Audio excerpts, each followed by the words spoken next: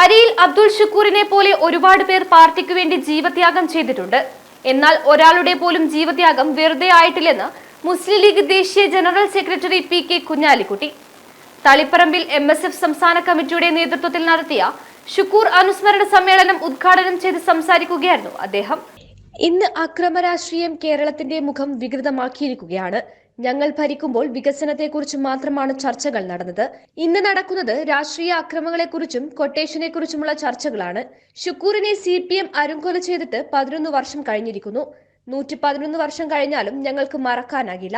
ലീഗിന് ഒരിക്കലും ഉൾക്കൊള്ളാനാകാത്ത ചോരപ്പാടാണ് ഷുക്കൂറിന്റെ കൊലപാതകമെന്നും PK കുഞ്ഞാലിക്കുട്ടി പറഞ്ഞു. ഇപ്പോഴും ഈ കഥ തുടരുകയാണ്. ഞാൻ പറഞ്ഞ ഷുക്കൂറിനോടുകൂടി അവസാനിക്കുന്നില്ല. അതുപോലെ തന്നെ ഒരൊറ്റ കൊലപാതകം സുഹൈബായോടുകൂടി അവസാനിക്കുന്നതിൽ തുടരുകയാണ്, ഇനിയും തുടരുകയാണ്. പരിതാപകരമായ അവസ്ഥയാണ്. 2ാം വട്ടം ഭരണം കിട്ടിയിട്ട് നാട്ടിലാണ് വിദ്യാലയം കൊടുക്കാൻ കഴിയാത്തവര് ഇപ്പോഴും കേരളം ചർച്ച ചെയ്തുകൊണ്ടിരിക്കുന്നത് കൊട്ടേഷൻ കൊലപാതകങ്ങൾ. ഇന്ത്യ രാജ്യത്ത് ഒരു വശത്ത് BJPയുടെ ഗവൺമെന്റ് അവര് ഇന്നും നമുക്കറിയാം പശുവിന്റെ പേരിൽ ആളെക്കൊന്ന് കഥയേക്കുന്നു. ഉത്തരേന്ത്യയിൽ ഇന്നും ആൾക്കൂട്ട അക്രമത്തെ കുറിച്ച് വാർത്തകളാണ് പുറത്തു വന്നുകൊണ്ടിരിക്കുന്നത്. മൻമോഹൻ സിംഗിന്റെ കാലപ്പട കഴിഞ്ഞുപോയി, കോൺഗ്രസ് നയിച്ചിരുന്ന കാലപ്പട കഴിഞ്ഞുപോയി.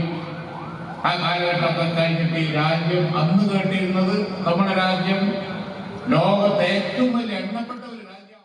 തളിപ്പറമ്പ് കാക്കാത്തോട്ടിൽ നടന്ന അനുസ്മരണ സമ്മേളനത്തിൽ MSF സംസ്ഥാന പ്രസിഡന്റ് PK നവാസ് അധ്യക്ഷത വഹിച്ചു.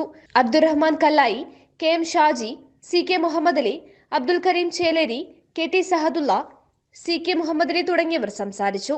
CK നജാഫ് സ്വാഗതം പറഞ്ഞു.